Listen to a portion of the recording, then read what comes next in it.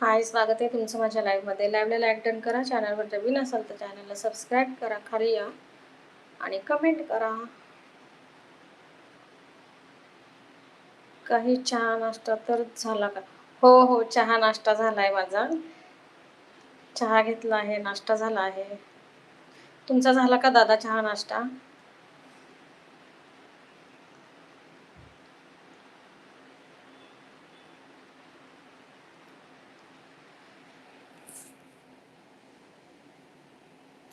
का काही ऊन भरपूर असेल ना? हो, ऊन भरपूर आहे.